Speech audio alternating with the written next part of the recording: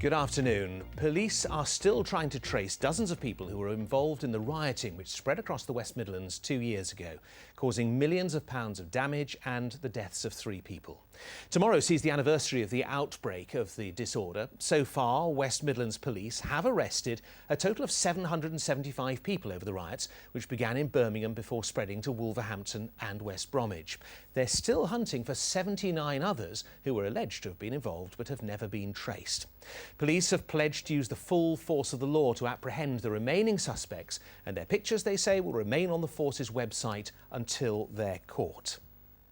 Well, joining me now is the MP for Birmingham Perry Barr, Khalid Mahmood, who's voiced concerns about what the government has or hasn't done since the riots.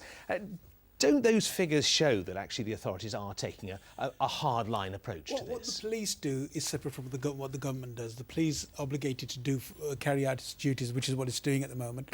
We still have 10% outstanding, which we need to be resolving and sorting out. What happened when the riots happened was that there was a huge amount of tough talk about doing things and sorting this out.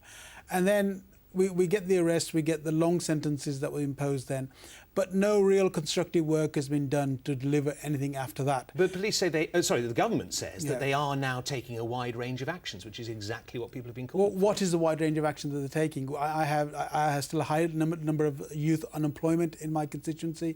Across Birmingham, we have the same. We have a high number of young people leaving schools without any qualifications or training, and they're not putting any money to deal with that. So what are they doing? I want to know what they're doing. Well, one of the things they say they've done is set up the Troubled Families programme, which fits in with some of the recommendations of the riots panel they set up. Well, you know, that is really sort of trying to make something out of nothing. What they've done is that they've moved some funding around, tried to put some money into that. Most of those families are not the families that are involved in those areas that we're dealing with. But what we need to do is to look at how young people are treated. When you've got high levels of unemployment, high levels of people who are not in education or training, that needs to be dealt with. We don't appear to have anything doing with that. We've got youth centres being closed because the national government is cutting funds to the local councils. Isn't there an argument, which we have to bear in mind, I mean, it was put over by Chris Sims, Chief Constable of the West Midlands at the time, that this was down to greed, not need, and that's what the police are dealing with now. No, the police are dealing with that. That's fine. But that's the problem. No, there is a problem in relation to that, but there is an underlying problem as well.